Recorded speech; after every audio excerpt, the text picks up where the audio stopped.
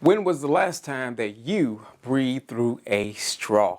Hello, everybody. I'm Leon, and today I'm going to be sharing with you some information at the request of Mrs. Porter to share with you about what you do when a child at your facility has an asthma attack.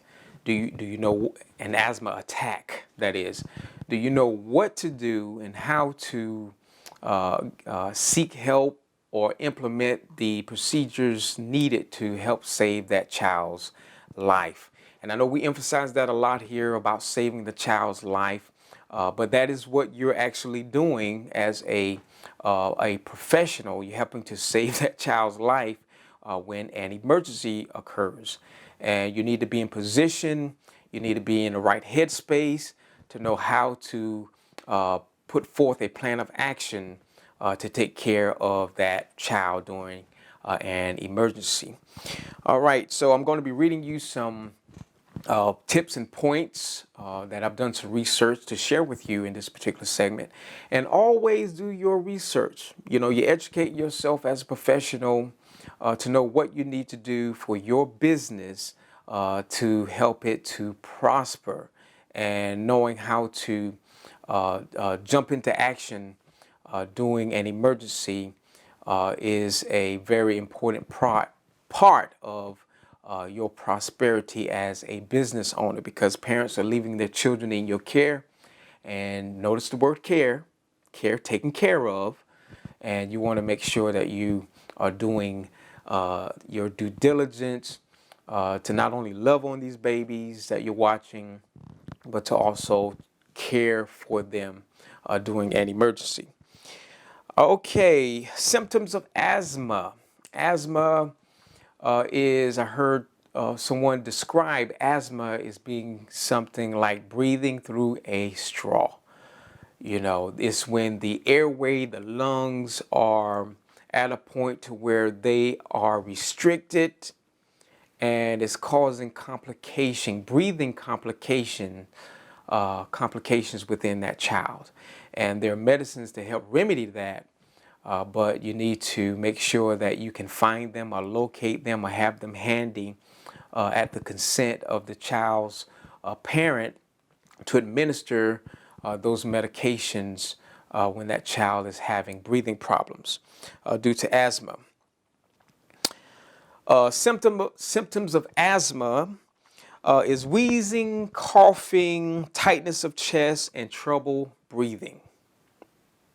If any of those things are happening, you from observation with you watching that child, then the child may be having an asthma attack.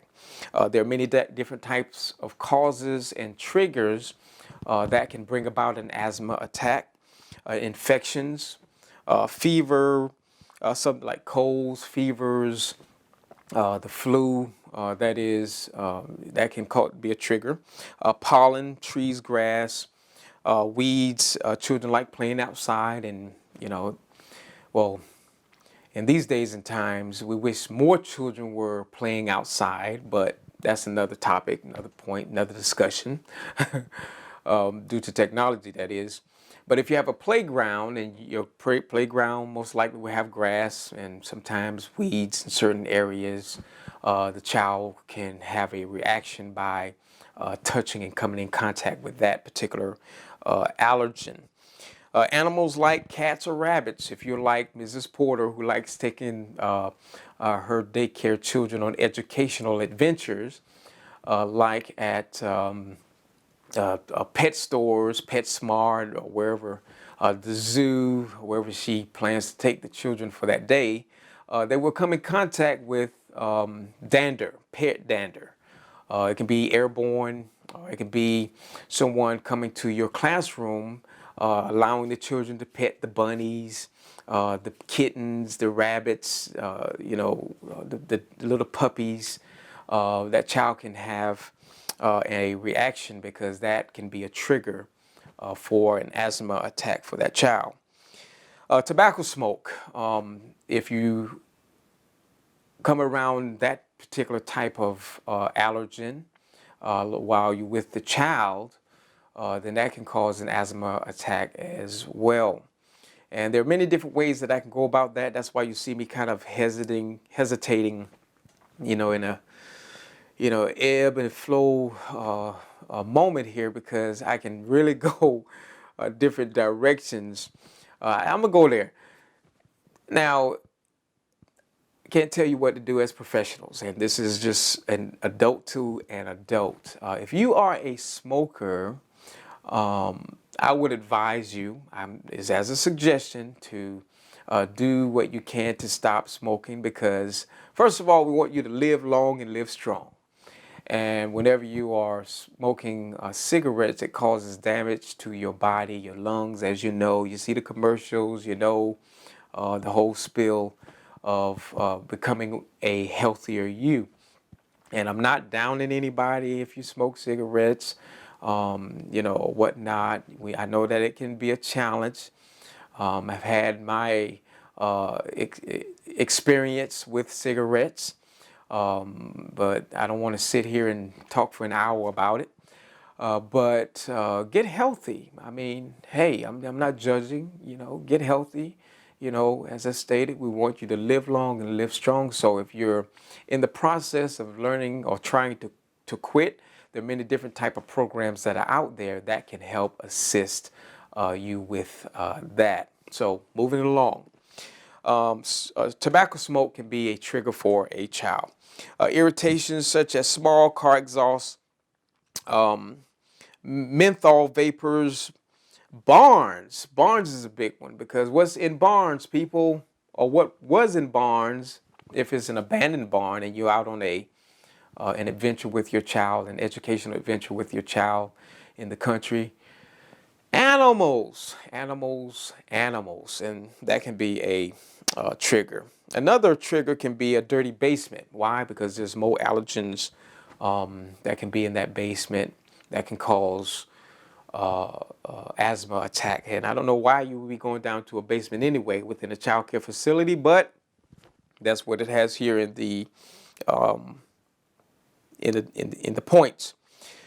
Food allergy is very serious. There are many different types of allergies and many different types of allergic reactions. Now, I'm going to educate you here, and I want you to ask a few questions, and I want you to do your research as a professional to find out what these different types of allergic reaction responses that the body goes into when it comes across an allergen.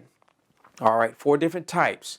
You have type 1, type 2, type 3, and type 4. Share with us what these particular types of allergic immune responses that the body goes into, and we would love to hear your responses that you will share regarding those particular types of immune reactions. The asthma attack scale, there's mild, moderate, severe, and, it's just self-explanatory. When there's a mild asthma attack, as the notes share, no shortness of breath at rest, mild shortness of breath when walking, can talk normally. These are what you're observing from the child. They can speak in sentences. They can lay down flat. Wheezes are not heard, or they're very mild. And this particular zone color is in the green zone. And that means they have a peak flow rate. You can look that up to educate yourself what that means, of 80 to 100% of normal rate. The next asthma attack scale is moderate. Shortness of breath at rest. It's like if you see the child resting and they having for illustration, that is shortness of breath. They're having difficulty breathing. They cannot lay down. They don't want to lay down. Don't even try to lay them down, because it's not happening. Wheezing can be heard. Doing exhalation when they breathe out, you can hear wheezing.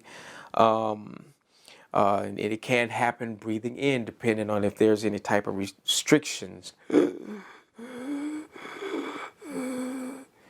that's occurring within that child.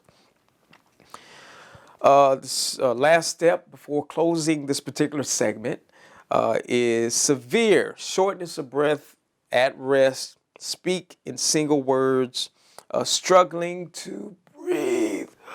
I can't breathe. Miss Porter, I can't breathe.